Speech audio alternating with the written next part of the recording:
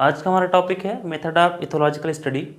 और ये जो आपका क्वेश्चन है आपके बेसिक थर्ड ईयर में कई बार पूछा गया है लॉन्ग आंसर में, यानी कि आपको पूछा गया है 10 मार्क्स में। तो अगर इस हम यहाँ पे टॉपिक को देखें तो सबसे पहले आपको ये जानना चाहिए कि जो हमारा इथोलॉजी है, जो बेसिकली इसमें क्या होता है कि हम स्टडी करते हैं एनिमल बिहेवियर के बारे में। ठीक है, तो जो यहाँ पे हम ये स्टडी करते हैं कि कौन कौन से आपके तरीके हो सकते हैं और उनमें यहाँ पे हम देखेंगे कि वो फर्दर कितने में सब यहाँ पे डिवाइडेड है। तो अगर हम बात करें यहाँ पे, तो आपने पढ़ा था कि इथोलॉजी मीन्स क्या होता है कि study of animal behaviour. But हमने ये बताया था कि इथोलॉजी में हमेशा यहाँ पे ये बात कर दिया, उसमें हमेशा ये रहता है जब उसकी हम स्टडी करें किसी भी एनिमल बिहेवियर की, तो हमेशा वो कहाँ होना चाहिए, उसके नेचुरल हैबिटाट में। बट जब यहाँ बात आती है मेथड की, तो ये इसके हैबिटाट के साथ साथ में जो हमारा लैब में या फिर हम यहाँ पे जो हम बनाते हैं यहाँ पे हैबिटाट, उसमें भी इसकी स्टडी पॉसिबल होती है। यानी जो हमारा ये होता है इथोलॉजी, इसमें किसी भी एनिमल के जो बिहेवियर होते हैं उनकी स्टडी को हम इसमें रखते हैं। बट वो कहाँ कहाँ हो सकते हैं, एक हो सकते हैं उसके हैबिटाट में जहाँ पे वैसे मिलते हैं नेचुरली, और दूसरा हो सकता है आपका यहाँ पे लेबोरेटरी में। सिंपली अगर यहाँ पे देखा जाए तो जो आपका इथोलॉजी है, मतलब जिसमें हम स्टडी करते हैं एनिमल बिहेवियर के बारे में, तो ऐसा नहीं कि आपका एक फ्री ब्रांच है। ये क्या है कि जो आपका इथोलॉजी है ये कहीं ना कहीं आपके यहाँ पे इकोलॉजी से, ठीक है, इन्वायरमेंट से, साइकोलॉजी से, फिजियोलॉजी से, इवोल्यूशन से, ये सब से क्या है कि ये कंसर्न है, यानी इससे इसका थोड़ा सा रिलेशन है। कैसे रिलेशन है, मान लीजिए कोई यहाँ पे पर्सन या फिर कोई भी एनिमल है जिसकी स्टडी हम करना चाहते हैं इस इथोलॉजी में, तो वो क्या होगा, जहाँ पे वो रहेगा उसका यहाँ पे एक इकोसिस्टम होगा, उसका पूरा उसका एक इन्वायरमेंट होगा। तो ये क्या होगा, इसका भी यहाँ पे इफेक्ट होगा। यानी कि जो ये सब ब्रांचेस हैं साइंस की, ये भी क्या होगा कि इसके यहाँ थोड़े से इसको अफेक्ट करेंगी। मतलब कि जो आपका इथोलॉजी होगा ये कंसर्न होगा इकोलॉजी से और इन्वायरमेंट से। सेम इस तरह से आप साइकोलॉजी से देखिए, हमने ये बताया कि जो आपके बिहेवियर होते हैं जब यहाँ पे स्टडी करते हैं, दो तरह से होगा, एक इनट एक लर्न। तो अगर लर्निंग बिहेवियर है, इसका मतलब उसमें मेमोरी और लर्निंग यहाँ पे इन्वॉल्व है। तो अगर ये इन्वॉल्व रहेगा तो जो उस पर्टिकुलर पर्सन या फिर एनिमल की साइकोलॉजी होगी, जो उसका मनोविज्ञान होगा, वो भी कहीं ना कहीं क्या है कि यहाँ पे उसकी इथोलॉजी से कंसर्न है कि अगर उसका मनोविज्ञान ठीक नहीं है तो फिर क्या होगा कि उसकी जो यहाँ पे इथोलॉजी यानी जो हम स्टडी करेंगे वो थोड़ी सी यहाँ पे अफेक्टेड होगी। सेम इस तरह उसकी फिजियोलॉजी भी है, मतलब कि जो पर्सन है, तो अगर जो उसकी बेसिक फिजियोलॉजी है, जैसे देखिए अगर इसका ही मतलब होता है कि अगर उसकी फिजियोलॉजी अच्छी है तो इसका मतलब कि उसकी ओवरऑल जो है बॉडी होगी वो अच्छी रहेगी। बट इस केस में क्या है कि थोड़ी सी अगर वो अफेक्टेड हो रही है तो कहीं ना कहीं जो उसके बिहेवियर होंगे वो भी होंगे अफेक्ट, और साथ में जो हमारी स्टडी होगी ये भी थोड़ी सी अफेक्टेड होगी। इस तरह उसका इवोल्यूशन, अब यहाँ पर क्या होता है, कुछ मान लीजिए अगर वो इनट बिहेवियर है तो इसमें होता है कि इनट में क्या होता है कि ट्रांसफरेबल होगा, साथ में क्या होगा, इसका नेचर कैसा होगा, ये हमेशा होगा इनहेरिटेड इन नेचर, मतलब ट्रांसफ़र होगा पेरेंट से प्रोजनी में।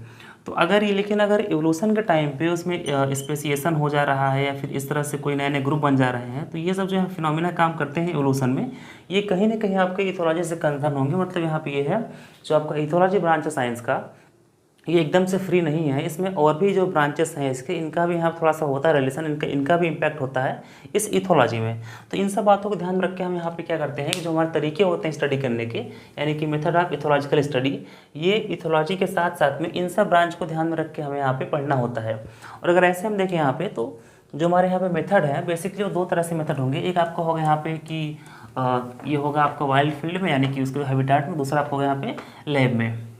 ठीक है, तो अगर हम ऐसे इसको बांटें तो जो आपका यहाँ मेथड होता है स्टडी करने का, इसमें हम इसको बांट सकते हैं कि दो तरह से होगा। एक आपका होगा सबसे पहले लेबोरेटरी मेथड, यानी कि लैब में, इसको बोल सकते हैं हम, ये हमारा हो जाएगा लेबोरेटरी मेथड। ठीक है, और दूसरा हमारा हो जाएगा यहाँ पे फील्ड स्टडी, इसको बोल सकते हैं यहाँ पे हम फील्ड स्टडी।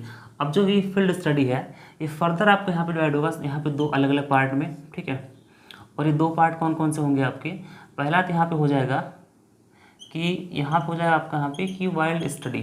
ठीक है, यानी कि बिना उसको यहाँ पे कैच किए, डिस्टर्ब किए उसको पकड़ना। दूसरा यहाँ हो जाएगा कि इसको यहाँ पे कि कैच करके, सिंपली यहाँ जो एनिमल होगा उसको यहाँ पे हम कैच करेंगे, उसको यहाँ पे मार्क करेंगे, यानी कैप्चर या कैचिंग मार्किंग, देन उसकी यहाँ पे स्टडी करेंगे। सिंपली यहाँ पे ये है कि जो फील्ड स्टडी होगा उसमें भी एक होगा आपका वाइल्ड स्टडी, दूसरा आपका हो जाएगा यहाँ पे कैचिंग और मार्किंग स्टडी। तो ये तुम्हारा हो जाएगा यहाँ फील्ड स्टडी में। लेकिन जब बात करेंगे यहाँ पे लेबोरेटरी मेथड की, तो इसमें भी आपको ये फर्दर आपको डिवाइड होगा तीन पार्ट में।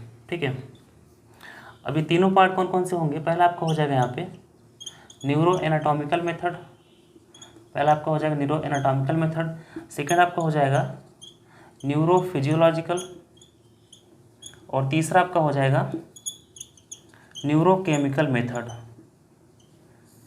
मतलब कि जब हम यहाँ पे लेबोरेटरी में स्टडी करें किसी भी एनिमल बिहेवियर की, तो उसमें यहाँ पे 3 तरीके हो सकते हैं, न्यूरो एनाटॉमिकल, न्यूरो फिजियोलॉजिकल, तीसरा आपको हो जाएगा न्यूरो केमिकल मेथड। ये 3 तरीके होते हैं इसमें लैब में स्टडी करने के। और अगर यहाँ पे हम इसकी फील्ड स्टडी कर रहे हैं, ऑन फील्ड स्टडी, तो इसमें 2 हो जाएगा, एक वाइल्ड स्टडी और इसको कहीं ना कहीं बोलते हैं सैम्पलिंग मेथड। सिंपली आप क्या करते हैं कि हम एनिमल को बिना डिस्टर्ब किए उसको यहाँ पे सैंपल यानी उसको यहाँ पे ग्रुप में बांट के यहाँ पे उसको स्टडी करते हैं। दूसरा आपको हो जाएगा यानी कैचिंग मार्किंग स्टडी, मतलब इसमें उसको यहाँ पे ट्रैक करते हैं, उसको मार्क करते हैं, फिर उसके बारे में यहाँ पे स्टडी करते हैं। तो ये जो आपका पूरा तरीका है आपका इसमें स्टडी करने का, तो अगर हम थोड़ा ध्यान से देखें, मान लीजिए लैब में होगा तो हम क्या करेंगे, किसी भी उसको रखेंगे एनिमल को, उसको अपने लैब में लाएंगे और उस पर कुछ अलग इन्वायरमेंट दे करके उसमें जो भी चेंज होंगे उसके बिहेवियर, उस पर यहाँ पे स्टडी करेंगे कि अगर हमने ये चेंज किया तो इसकी बिहेवियर पे क्या इसका पड़ा इफेक्ट, ठीक है। बट अगर हम यहाँ पर सिंपली ऐसे देखें फील्ड स्टडी की, तो यहाँ पर 2 चीज़ें हैं। अब देखिए एक बात आती है कि बेसिकली सब बेस्ट है आपका ऑब्जर्वेशन पे। मतलब ये है कि हमने क्या बताया कि जो आपका यहाँ पे बिहेवियर होता है, सिंपली उसको कैसे डिफाइन करते हैं, बिहेवियर हमेशा इसको ऐसे डिफाइन करते हैं कि कोई भी ऑब्जर्वेबल एक्टिविटी जो कि हो रही है किसी भी स्टिमुलस के रिस्पॉन्स में, उसे बोलेंगे हम बिहेवियर। मतलब कि बिहेवियर हमेशा होना चाहिए कि ये ऐसी एक्टिविटी जो कि नेचर में कैसा हो, वो होनी चाहिए ऑब्जर्वेबल एक्टिविटी, जिसको यहाँ पे हम ऑब्जर्व कर सकें, फिर मेजरेबल यानी कि इसको मेजर कर सकें, ठीक है। तो अगर हम ऐसे देखें कि जो यहाँ पे इथोलॉजिस्ट होते हैं वो बेसिकली करते क्या है कि या लैब में या फिर आपके यहाँ पे वाइल्ड हैबिटेट में ये जा करके उस पर्टिकुलर एनिमल के बिहेवियर को ऑब्जर्व करते हैं। अब यहाँ बात ये आती है कि नॉर्मल देखने में और ऑब्जर्व करने में डिफरेंस क्या होता है। देखिए यहाँ पर डिफरेंस ये आएगा कि जब आप किसी को देखते हो, मतलब सिंपली हो सकते हैं कि जब आप इसको यहाँ पे यानी सिंपली हो सकते हैं सीइंग और यहाँ ऑब्जर्विंग। तो अगर इन दोनों वर्ड को हम देखें तो जब देखने की बात करते हैं तो यहाँ पे सिर्फ एक चीज़ होती है, जब नॉर्मली आप देखते हो तो आपके पास कोई भी ऑब्जेक्टिव नहीं होता, ठीक है, यानी कि no objective and no hypothesis, ठीक है। मतलब कि अगर आप किसी को बिना पर्पज के ही देख रहे हो, सिर्फ देखे जा रहे हो, ये नहीं कि उसको देखने से क्या फ़ायदा होगा और हमें देख रहे हैं तो किससे देख रहे हैं, क्या उससे बेनिफिट होगा, हम क्या हमारा पर्पज है, मतलब हमारा यहाँ पे नॉर्मल सा देखना, ठीक है। लेकिन जब बात आती है ऑब्जर्वेशन की, तो हमेशा क्या होता है कि ऑब्जर्वेशन के टाइम पे आपके पास एक क्लियर ऑब्जेक्टिव होता है कि हम देख रहे हैं तो क्यों देख रहे हैं, साथ में आपके पास एक हाइपोथेसिस होता है कि हम यहाँ पे देख रहे हैं तो इस चीज़ को देख रहे हैं, ये सही है या गलत है, फिर इस तरह से उसको हम ऑब्जर्व करते हैं, जो हम चाहते हैं पर्टिकुलरली उसी एक्टिविटी पे हम फोकस करेंगे। तो बेसिकली जो आपका यहाँ पे ये मेथड है ये बेस्ड किस पे है, ऑब्जर्वेशन पे बेस्ड है। क्यों? क्योंकि हमेशा जब होता है बिहेवियर यहाँ पे ऑब्जर्वेबल होता है। मतलब कोई अगर देखना और ऑब्जर्वेशन में डिफरेंस पूछे आपसे तो ये बोल देना कि दोनों में हम देखते हैं, बट यहाँ डिफरेंस क्या होता है, अगर हमारे पास पहले से एक क्लियर ऑब्जेक्टिव है, एक हाइपोथेसिस है, तो इसको बोलेंगे हम ऑब्जर्वेशन। अगर नहीं है तो सिंपली आप देखना, मतलब कि यहाँ पे हम बिना किसी पर्पज़ के देखे जा रहे हैं, ठीक है। ये आपको हो गया। जो हमारा पहला मेथड है ये हमारा है न्यूरो एनाटॉमिकल। इसमें क्या होता है कि हम यहाँ पे न्यूरॉन्स जो हमारे ब्रेन होते हैं इनकी हम एनाटॉमी करके स्टडी करते हैं। और एनाटॉमी क्या होती है कि स्टडी ऑफ इंटरनल ऑर्गन्स या फिर उसके यहाँ पे जो फंक्शन होते हैं उसके बारे में पढ़ना होता है, उसको बोलते हैं एनाटॉमी स्टडी, ठीक है। तो जो ब्रेन होता है बेसिकली, तो उसमें ब्रेन में कुछ होते हैं आपके सेंटर्स या फिर उसको बोलते हैं रीजन होते हैं अलग अलग। तो मोस्टली ये देखा गया है कि जो ब्रेन का एक पर्टिकुलर रीजन या सेंटर या पार्ट होता है ये कहीं ना कहीं किसी एक पर्टिकुलर बिहेवियर को ही कंट्रोल करता है। मतलब यहाँ पे ये है कि अगर आपकी बॉडी यहाँ पे ढेर सारी यहाँ पे एक्टिविटी परफॉर्म कर रही है तो उसका कहीं ना कहीं जो यहाँ पे कंट्रोलिंग होगा वो अगर यहाँ पे देखें तो किसी एक एक्टिविटी कंट्रोलिंग यहाँ पे किसी एक पर्टिकुलर रीजन से होगा। तो ऐसा देखा गया है कि जो हमारी ब्रेन है इसमें कई सारे होते हैं रीजन, और एक रीजन या एक पार्ट से बॉडी की जो हमारी है वो एक एक्टिविटी कंट्रोल होती है। तो इसमें ये बेस्ड किस पे है कि इसमें आप सिंपली बेस्ड है ये एब्लेशन मेथड पे। मतलब इसको बोलते हैं कि हमारे ब्रेन में एब्लेशन मेथड होता है। अब एब्लेशन क्या होता है, एब्लेशन का मतलब ये होता है कि किसी भी यहाँ पे लाइक इंजेक्शन से या फिर किसी भी माइक्रो रॉड से इस तरह से यहाँ पे आपके ब्रेन में स्मॉल होल करना, इसे ही कहते हैं एब्लेशन, ठीक है। मतलब यहाँ क्या होता है कि अगर हम आपके ब्रेन में किसी के ब्रेन में क्या करें कि अगर छोटा से एक होल बनाते हैं या तो इंजेक्शन से या फिर किसी भी रॉड से छोटा सा, इसको बोलते हैं एब्लेशन। मतलब सिंपली होता है कि जो हमारे अलग अलग सेंटर्स हैं अलग अलग बिहेवियर के लिए, इसी को हमें क्या करना होता है, किसी को हमें यहाँ पे डैमेज करना होता है ये देखने के लिए कि अगर पहले ये शो कर रहा था बिहेवियर, इसको हम डैमेज करते हैं तो अब ये कौन सा बिहेवियर शो कर रहा है, फिर उस बिहेवियर में क्या अल्ट्रेशन आएगा उसको यहाँ पे हम ऑब्जर्व करेंगे इसी के थ्रू, ठीक है। तो एक हो गया यहाँ पे एब्लेशन। अब एब्लेशन में क्या होता है कि या तो इसमें फिजिकली इसको डैमेज करेंगे, मतलब कि हम यहाँ क्या करेंगे, या रॉड या फिर माइक्रोपिपेट ले करके उसको यहाँ पे फिजिकली डैमेज करेंगे उस पार्टिकुलर सेंटर को, या तो क्या करेंगे कि हम थोड़ा सा एब्लेशन करने के बाद यहाँ पे हम डाल सकते हैं कैनिक एसिड। अब कैनिक एसिड क्या होता है कि ये एक तरह से न्यूरोटॉक्सिक एसिड होता है, केमिकल होता है, जो कहीं ना कहीं जहाँ पे जाता है उस पर्टिकुलर न्यूरॉन्स को डैमेज कर देता है पूरा पूरा। तो हम ये यहाँ पे देखते हैं इस पर्टिकुलर मेथड में कि जो हमारा यहाँ पे ब्रेन के सेंटर्स हैं अलग अलग, जो कि एक बिहेवियर कंट्रोल कर रहे थे, उनको या तो हम फिजिकली डैमेज करेंगे, यानी उसको यहाँ पे होल करेंगे उनकी ब्रेन में छोटे छोटे, उसको बोलते हैं एब्लेशन। या तो फिर एब्लेशन करने के साथ साथ में हम यहाँ पे न्यूरोटॉक्सिक क्या करेंगे, कैनिक एसिड को यहाँ पे अप्लाई करेंगे। तो ये क्या करता है कि सिंपली वहाँ पे जो न्यूरॉन्स होते हैं, इन न्यूरॉन्स को डैमेज कर देता है। तो जब ये डैमेज करेगा तो जो न्यूरॉन्स डैमेज हुए हैं, अगर वो जो सेंटर डैमेज हुआ है, अगर ये पर्टिकुलरली जिस बिहेवियर को कंट्रोल कर रहा था वो हमारा क्या हो जाएगा बिहेवियर, वो यहाँ पे वो अल्टर यानी कि वो डैमेज हो जाएगा। और हम यहाँ पे ये जब ऑब्जर्वेशन करेंगे तो देख पाएंगे कि सिंपली यहाँ पे क्या है कि वो जो शो होना चाहिए था बिहेवियर, वो यहाँ पे शो नहीं हो पाता है। इसी को यहाँ पे परफॉर्म किया था दो साइंटिस्ट थे। पहले थे हमारे ब्रोका, जो कि 1861 यानी कि 1861 में क्या किए थे कि इनके पास एक पेशेंट थे। इन्होंने क्या किया था कि जो पेशेंट था इनके पास, इस पेशेंट के सेरिब्रल कॉर्टेक्स पार्ट में एक छोटा सा इन्होंने होल किया था अपने से, यानी इसमें एक एब्लेशन इन्होंने बनाया था। और ये बनाने के बाद उन्होंने ऑब्जर्व किया कि जब यहाँ पे इन्होंने उसके ब्रेन में एक होल या फिर एब्लेशन बना दिया, तो स्पेशली क्या हुआ कि सेरिब्रल कॉर्टेक्स के एक होल करने से उसकी जो यहाँ पे स्पीकिंग की पावर थी, उसके यहाँ पे स्पीच कैपेसिटी थी, वो डैमेज हो गई। मतलब वो पहले तो प्रॉपर बोलता था, लेकिन जैसे ही इसके इस रीजन में डैमेज हुआ, वो यहाँ पे ठीक से बोल नहीं पा रहा था। मतलब ये इन्होंने ये फिर यहाँ पे बताया, एक दिया स्टेटमेंट कि हमारा जो ब्रेन का ये वाला हिस्सा होता है, ये कहीं ना कहीं स्पीच को कंट्रोल करता है। अगर ये डैमेज हुआ तो क्या होगा, वो जो हमारा स्पीच का बिहेवियर है वो यहाँ पे क्या हो जाएगा, वो डैमेज हो जाएगा। इस तरह से एक थे लेस्ले, जो कि 1938 में क्या किए थे कि इन्होंने रैट को पहले यहाँ पे ये ट्रेंड किया कि जो मेज होती है, मेज मतलब होता है आप जो होने तो जाली एक तरह से कि पजल वाली, ठीक है। तो इसमें से इन्होंने ये बनाया कि मान लीजिए कोई रैट है, इसको इस तरह से दिया था कि यहाँ पे ऐसे मुड़ना है, फिर ऐसे जाना है, फिर ऐसे जाना है। इस तरह से इन्होंने एक पजल फॉर्म में लिया यहाँ पे उसका रास्ता, उसमें इन्होंने उसको ट्रेंड किया कि यहाँ जाएगा ऐसे निकलेगा, इस तरह से पहले उसको ट्रेंड किया। फिर ट्रेंड करने के बाद ये ऑब्जर्व किया कि अगर इस जो यहाँ पे रैट को इन्होंने ट्रेंड किया इस मेज में से पार करने के लिए, अगर उसके किसी ब्रेन के सेंटर में यहाँ पे डैमेज करेंगे हम, तो फिर वो क्या हो, उसकी जो यहाँ पे बिहेवियर है इसको पार करने वाला, उसमें कितना डैमेज होगा, यानी कि वो पार कर पाएगा नहीं कर पाएगा। तो ये इन्होंने किया था रैट के ऊपर में, लेस्ले ने 1938 में, और ब्रोका ने किया था 1861 में किस पे, पेशेंट के ऊपर, जो कि बेसिकली ह्यूमन थे। और इन्होंने इसका डैमेज किया था कौन सा पार्ट, सेरिब्रल कॉर्टेक्स, और इसके डैमेज करने से यहाँ पे स्पीच पावर यहाँ पे डैमेज हो चुका था। देखिए अब ये कैसे होता है, ये जो आपका है एक्सपेरिमेंट, ये आज भी होता है। तो इसके लिए आपका एक आता है इक्विपमेंट्स को बोलते हैं स्टीरियोटैक्सिक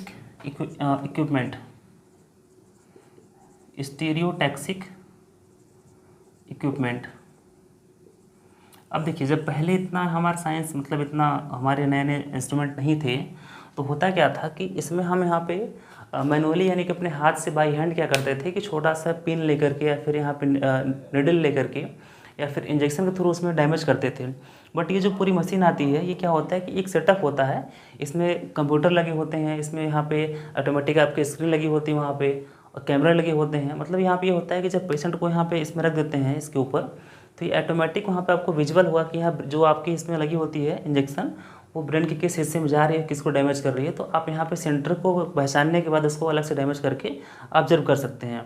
तो ये तरीका होता है। सिंपली यहाँ पे क्या है कि देखिए इसमें स्टडी क्या करते हैं हम, सिर्फ ये करते हैं कि हमारा जो ब्रेन का कौन सा हिस्सा है वो किस पर्टिकुलरली बिहेवियर को कंट्रोल करता है, और उसके डैमेज करने से क्या होता है। आपने कई बार ऐसा देखा होगा कि जब किसी को चोट लगती है सर पे, तो बोलते हैं उसकी याददाश्त खत्म हो गई, या फिर उसका ये चीज़ वहाँ पे ख़राब हो गया। तो सिंपली बस इसमें ये हम जानते हैं कि जो हमारा पूरा ब्रेन है, इसमें जो हमारे न्यूरॉन्स होते हैं, इनकी एनाटॉमी स्टडी से ये पता चलता है कि ब्रेन का कौन सा हिस्सा, कौन सा पार्ट किस बिहेवियर को कंट्रोल करता है। ये हम पढ़ते हैं किसमें, न्यूरो एनाटॉमिकल मेथड, जो हमारा लेबोरेटरी मेथड का ही एक पार्ट है। अब हम पढ़ेंगे लेबोरेटरी मेथड के सेकेंड टाइप, जो कि हमारा क्या है, न्यूरोफिजियोलॉजिकल मेथड। देखिए इसमें ये बातें मतलब बताई गई हैं कि जो हमारी ब्रेन होती हैं, जो हमारे न्यूरॉन्स होते हैं, इनमें अलग अलग सेंटर से अलग अलग टाइम पे अलग अलग ब्रेन वेव्स निकलती हैं। और ये जो ब्रेन वेव्स हैं, इनमें क्या है कि थोड़ा सा फ्रिक्वेंसी का यहाँ पे डिफरेंस है, मतलब कि अलग अलग फ्रिक्वेंसी की होती है ब्रेन वेव्स, और इनका फंक्शन भी अलग अलग है। मतलब आप ये कह सकते हैं कि अगर किसी के ब्रेन में ये मतलब एक टाइप की ब्रेन वेव एक्टिव है, तो हम ये गेस कर सकते हैं कि उसकी बॉडी का रिस्पॉन्स या एक्टिविटी कैसी होगी। फिर ये भी कह सकते हैं कि अगर किसी बॉडी की एक्टिविटी ऐसी हो रही है तो उसमें उसकी ब्रेन में कौन सी ब्रेन वेव एक्टिव होंगी। तो इसमें क्या होता है कि एक आपका होता है इंस्ट्रूमेंट EEG, इसको बोलते हैं इलेक्ट्रोएन्सेफेलोग्राम। तो हम क्या करते हैं कि जो ब्रेन की एक्टिविटी होती है ब्रेन वेव की, बेसिकली उसको इसमें यहाँ पे मेजर करते हैं, ऑब्जर्व करते हैं। और ये ऑब्जर्वेशन से पता चलता है कि हमारे ब्रेन में कौन सी वेव एक्टिव है और इनके होने से क्या हो रहा है, उसका फंक्शन क्या है। तो अगर ऐसे देखें तो यहाँ पे हमारे ब्रेन में टोटली यहाँ पे 5 आपके होते हैं ब्रेन वेव्स। पहला आपका डेल्टा, थीटा, अल्फा, बीटा और गामा। अब इनमें क्या है कि इनमें फ्रिक्वेंसी में डिफरेंस, जैसे अगर बात डेल्टा की, तो डेल्टा की फ्रिक्वेंसी आपकी होती है हर्ट्ज में 0.1 से लेकर के 4 तक, ठीक है। और अगर ये आपकी ये टाइप की ब्रेन वेव एक्टिव है तो आपकी बॉडी रहेगी हमेशा डीप स्लीप में, और आपकी बॉडी रहेगी अनकॉन्शियस, साथ में आपका रहेगा यहाँ पे ड्रीमलेस। मतलब ऐसा है कि जब आप यहाँ पे जब बहुत गहरी नींद में सोते हो तो उस टाइम पे आपके ब्रेन में यही डेल्टा वेव क्या होती हैं, एक्टिव होती हैं, यानी ये वहाँ पे उस टाइम पे रहती हैं। सेकंड आपका थीटा है। अब इसमें क्या है कि इसकी फ्रिक्वेंसी देखें तो 4 से लेकर 7.5 हर्ट्ज तक है। और इसमें क्या है कि ये थोड़ा सा यहाँ पे लाइट स्लीप की स्टेट होती है, या जब हम यहाँ पे ध्यान लगाते हैं मेडिटेशन में तब यहाँ पे होता है। साथ में जब कुछ यहाँ पे क्रिएटिव सोचते हैं तब भी क्या होता है कि हमारी यही ब्रेन में एक्टिव होती हैं। इसके साथ अगर हम यहाँ पे कोई नशा वाला या फिर इस तरह से कोई केमिकल या फिर ड्रग्स ले रहे हैं तो जो हेलुसिनेशन होता है उसमें क्या होती है, आपकी यही थीटा वेव यहाँ पे एक्टिव होती हैं। तीसरा अगर देखें तो ये अल्फा वेव्स है। अल्फा क्या है कि फ्रिक्वेंसी में 7.5 से लेकर 12 के बीच है इसका, और इसमें बॉडी आपकी रहती है रिलैक्स। और यही क्या है कि सुपर यानी कि लर्निंग के सबसे बेस्ट आपकी कौन सी है, आपके ब्रेन में ये अल्फा वेव होनी चाहिए, और इसमें आप थोड़े से यहाँ पे रहते हो कॉन्शियस, ठीक है। तो चौथी आपकी वेव से है आपके यहाँ बीटा। बीटा में क्या होता है कि इसका अगर देखें फ्रिक्वेंसी तो 12 से लेकर 30 तक है इन हर्ट्ज। साथ में क्या है कि यहाँ पे इसमें आप फोकस्ड रहते हो, एक्टिव रहती हो, और जो आपकी 5 फिजिकल सेंस है ये एक्टिव रहते हैं, काम करते हैं, और आपकी बॉडी यहाँ पे वर्किंग स्टेट में रहती है। कौन सी वेव में, ये हमारी है बीटा। सबसे आपकी होती है लास्ट वाली गामा, और ये फ्रिक्वेंसी में सबसे हाई होती है। और जब यहाँ पे हम अग्रेशन या फिर इस तरह से कोई हाइपर टेंशन वाला शो करते हैं बिहेवियर रिस्पॉन्स, तो उस टाइम पे आपकी गामा वेव एक्टिव रहती है। अब देखिए बात यह है कि जो यहाँ पे इसकी हम ब्रेन वेव की रिकॉर्डिंग कर रहे हैं थ्रू द EEG, तो क्या इसमें कुछ अल्ट्रेशन कर सकते हैं। तो हमेशा ये देखा गया है कि देखिए अगर आपकी ब्रेन में होता क्या है कि इसमें आपको आपके निकलते रहते हैं इलेक्ट्रोड पोटेंशियल, ठीक है। तो हम क्या करें कि अगर हम इलेक्ट्रोड को इम्प्लांट करके बाहर से और आपकी ब्रेन वेव को चेंज कर दें, मतलब यहाँ पे ये है कि हम मनचाहा ब्रेन वेव उसमें यहाँ पे प्रोड्यूस कर दें, तो जो एक्टिविटी होगी वो उसी के रिस्पॉन्स में आपको वहाँ पे वो देखने को मिलेगी। मतलब ये है कि मान लो कोई पर्सन अगर एक्टिव है, जग रहा है, बट हम इलेक्ट्रोड को इम्प्लांट करने के बाद उसमें हम क्या करें कि हम डेल्टा वेव को प्रोड्यूस करा दें उसकी बॉडी में यहाँ पे। फिर क्या होगा, जो पर्सन होगा, जो हमारा वहाँ पे सैंपल का एनिमल होगा, वो हमेशा ये देखा गया है कि जब यहाँ पे ये वेव निकलेंगी तो सीधे यहाँ पे सो जाएगा, यानी वो चला जाएगा डीप स्लीप में। तो इसमें इस जो हमारी ये मेथड है यहाँ पे स्टडी करने का, इसमें देखा गया जो हमारे न्यूरॉन्स की होती है फिजियोलॉजी, इसमें इसकी फिजियोलॉजी में कौन सी ब्रेन वेव एक्टिव है तो उसके रिस्पॉन्स में आपकी कौन सी एक्टिविटी परफॉर्म होगी।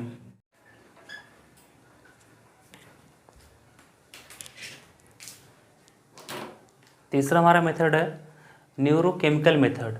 ये हमारा क्या है कि लेबोरेटरी मेथड का थर्ड है, और इसमें यहाँ बेसिकली इसका जो प्रिंसिपल है, फिर इसका जो यहाँ मेथड है वो बेस्ड है इस पर।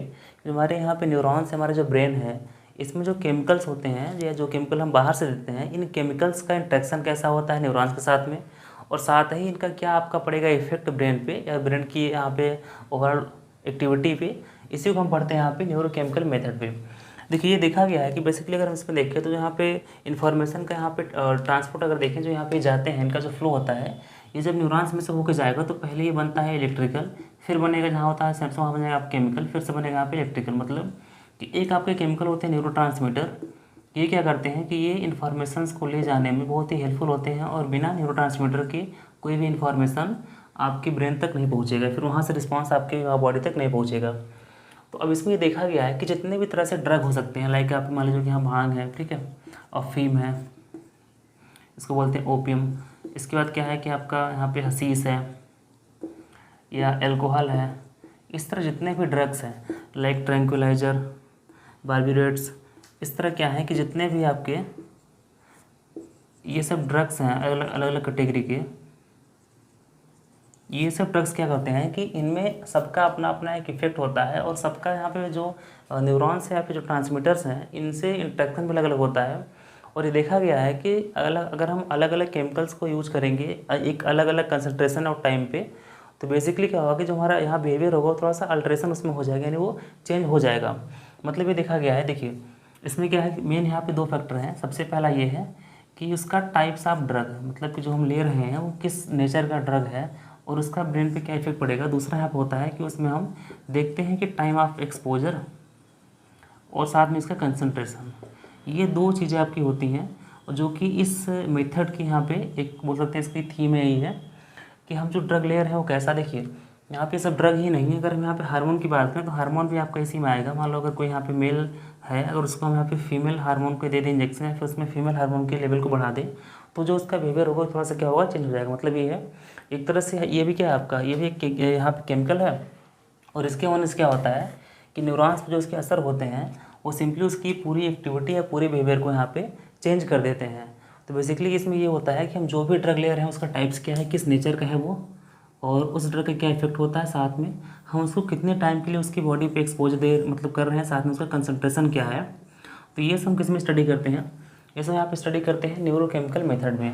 मतलब हमने आपको एनिमल को लाया अपने लैब में, उसमें टेस्ट करना है कि अगर उसको हम ये ड्रग देंगे तो उसकी ओवरऑल यहाँ पे एक्टिविटी पे क्या पड़ेगा इफेक्ट। इसको देखने के लिए हम उस ड्रग क्या करेंगे, उस ड्रग को एक टाइम पीरियड में उसको यहाँ पे देंगे और साथ में उसको यहाँ पे कंसंट्रेशन को भी चेंज करके देख सकते हैं कि अगर इतना देंगे तो क्या होगा, इतना देंगे तो क्या होगा। इस तरह से हमारा क्या है कि जो हमारा ये वाला है ये पूरा प्रिंसिपल बेस्ड है। साथ में इसमें हम कुछ यहाँ पे टेक्निक्स के यूज, जैसे आपके यहाँ पे यूज करते हैं सीटी स्कैन MRI, ये सब क्या करते हैं कि हम नई टेक्निक्स आ गई हैं कि इसमें हम इसको यहाँ पे केमिकल देने के बाद उसको ऑब्जर्व भी कर सकते हैं कि ब्रेन में चल क्या रहा है, फिर ब्रेन की एक्टिविटी कैसे यहाँ पे डैमेज हो रही है, फिर कैसे उसमें अफेक्ट हो रहा है। तो ये हमारा पूरा हो गया आपका यहाँ पे मेथड ऑफ इथोलॉजिकल स्टडी के सबसे पहला पार्ट जो हमारा क्या था, लेबोरेटरी मेथड। अब सेकंड पार्ट हम यहाँ पढ़ेंगे कि जो हमारा वाइल्ड स्टडी है, यानी कि जो हमारा ऑन फील्ड स्टडी है उसमें कौन कौन से मेथड है और कैसे कैसे उसको हम परफॉर्म कराते हैं।